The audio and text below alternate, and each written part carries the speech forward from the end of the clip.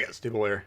Today we're going to be taking a look at the Alaska. I'm going to kind of pose the question to you. Gotta hope for a response in the comments. Is the Alaska now the strongest ship at Legendary tier? Is it the strongest cruiser? What's the change with the Alaska? Well, it got quite the buff. Okay. Radius of max dispersion of main guns decreased by 10%. Penetration of AP shells increased by 5%. Repair party reload time decreased from 60 to 50 seconds, and the HP regenerated per second is increased by a third. Okay, so that's a hefty buff. Now, I've thought that the Alaska is probably, how I would describe it, maybe a high skill ceiling type of a ship. Okay, it's not a ship that a new player is going to necessarily get and be able to jump into and dominate a match. But if you know how to play cruisers pretty well, I've always thought it's a strong ship. Now that it's got laser accuracy on top of all the other strengths, radar, great armor. We saw the armor scheme at the beginning there. Very, very deadly. We're checking the flags as we're deploying.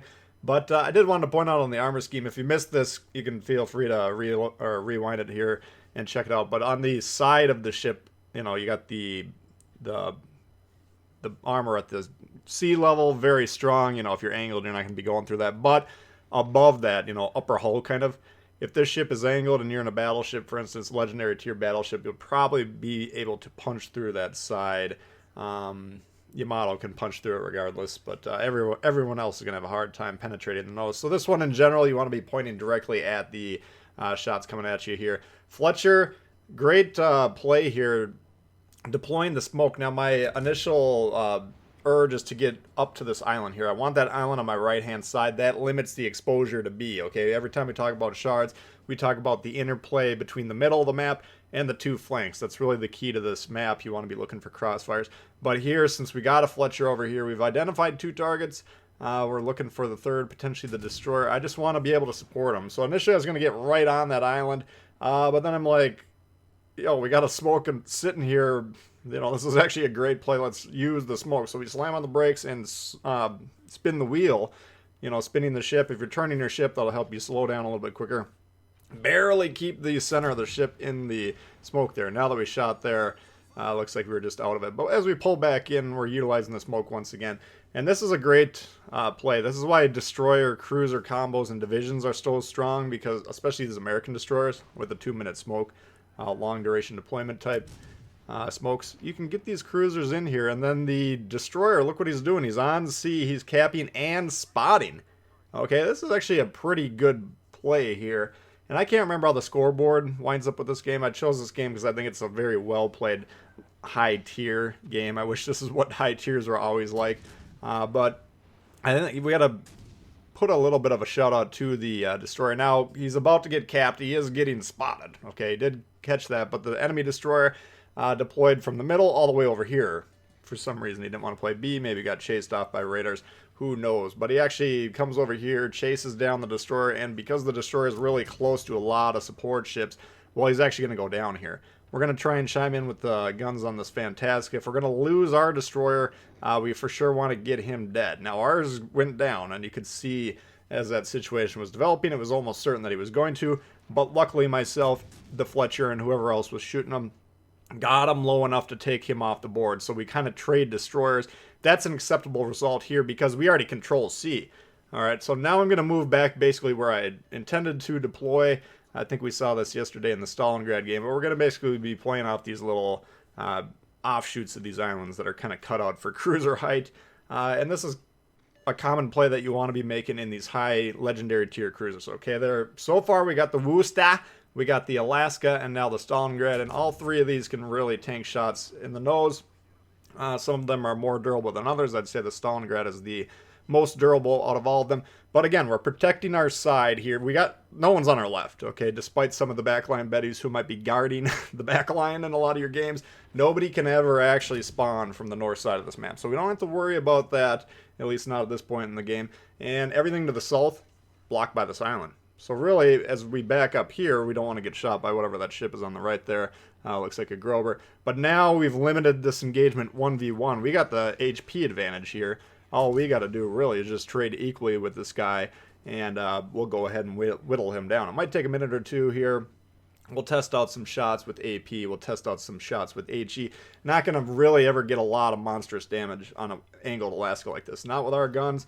Not with most guns. The Yamato might be the exception, but in general, these cruisers so far that we've seen at Legendary tier are able to protect themselves, and that's a key difference between these and, let's say, a low tier ship. Okay, if you're in the Danae or the Königsberg or something like that, you're not going to be taking 305 or 303 millimeter guns, whatever these guns are, 305, 303, doesn't really matter. But these ships can do it. Okay, so that's kind of why we want to be focusing on angling as much as we want to do on Legendary tier. But we're kind of really a bully to this guy. I mean, he can't really do anything. He can't harm us.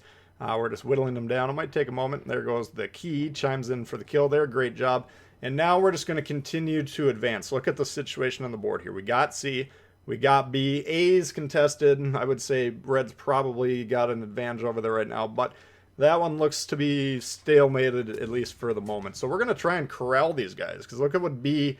The guys on B are kind of pushing to the southeast, and we're just going to be pushing kind of the southeast as well. Anytime we can envelop the enemy team like we're going to be doing here, surround them, you know, kind of create a lasso, I guess, with your teammates and, you know, make it so these guys can't angle, well, then they're in some serious trouble. And note, we're corralling them into a part of the map that has no caps. That's even more valuable.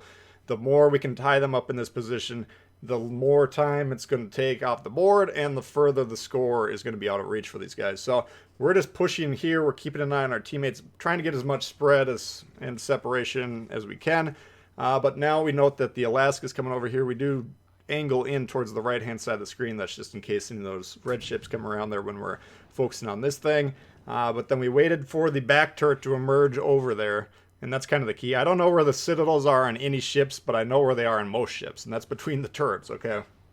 So I don't study the turret, or not the turret, but the citadel layouts of these ships. I just don't have the brain power or the time to do that, but, you know, if we know roughly where the citadels are on most ships, then we can target that. So that's why we didn't shoot immediately when that back thing came out, because there might be a citadel that far back, but almost certainly not. As soon as that turret emerged over, then we shot, and you saw the results. Pretty decent hit, probably our juiciest shot of the game so far. So that causes him to move forward. He's like, okay, I've had enough of this dude. I'm getting out of here. And then we just go back to lassoing these guys, surrounding them up, and the Wichita tries his luck with the broadside shot on the Alaska. Now, I gotta be careful this guy. He's probably thinking to himself, I'm going down, but I'd love to get some sweet revenge on that dude that just whacked me. So I'm thinking, if he pulls, you know, off to the right with speed, I'm going to have to hit him with that back gun. We do have the back gun pointing over there. Luckily, the teammates take him out, and we can continue to focus on here. We're just a little bit over-angled on these guys to the right.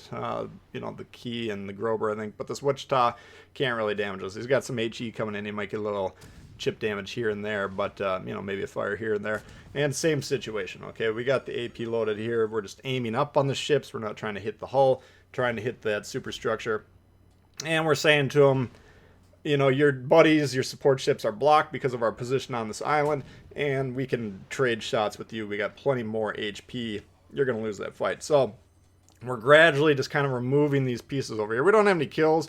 That doesn't matter. This team's actually doing a great job working together and recognizing the situation. This situation down southwest, they killed the ships that started over there, but luckily we have a destroyer trying to win the game. He goes down to get the cap. I mean, this is actually, you know, watching this back, sometimes Legendary tier you will get fun games, and this is one of them. You know, a lot of times it's just constant asking of the universe, why are we seeing what we're seeing out here in Legendary tier? It seems like these guys have 10 games under their belt. But when we get into games like this where the team's working together, they're recognizing game situations, they're just kind of, you know, I don't know if anyone's in a division or not. I didn't look that carefully. But, I mean, we're not communicating or anything. We're just kind of all working together, understanding how to play the game, understanding what we need to do to win, and executing that same strategy. So this is kind of fun.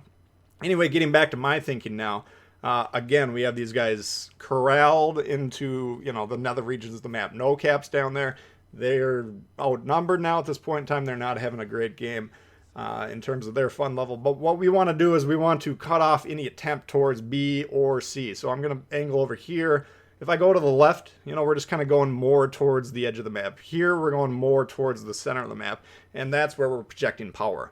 Okay, we always want to control the middle of the map as opposed to the sides of the map, unless there's special circumstances that would require an exception to that rule. But, usually much more powerful to control the center of the map. We've been talking about that a fair amount lately, and I'm trying to hammer that point home because I think a lot of players kind of lose grasp of that situation.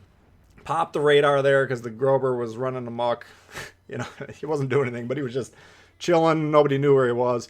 And I wanted to understand, can I come around here with all 3 guns in position, or do we need to be angling ahead of time? And we popped the radar, took a look at the ship, took a look at the turrets, understood he's broadside. Okay, so all we got to do is weather the first salvo, which we did. We angled into him, pointed directly at him. Weathered it, took a little bit of damage. Then we opened up all 3 guns and popped them. So pretty good, legendary tier game. I think you might be looking at the score saying 129, 130k, 2.5 times. That's a good cruiser game. 2.5 times your ship's HP and damage. We'll take that anytime out of myself or any cruiser on my team. That's never going to be a bad score, but it's not a barn burner damage. We saw this on the stream the other day, putting up some serious damage numbers. That's not what this video was about. This was just a well-played legendary tier game, in my opinion. If you disagree with that, let me know in the comments what you saw that I was doing wrong, but I thought that was a pretty good one to share with you guys. If you enjoyed it, please hit the thumbs up. New to the channel, consider subscribing. Questions, comments, leave below, and we'll see y'all later. Peace.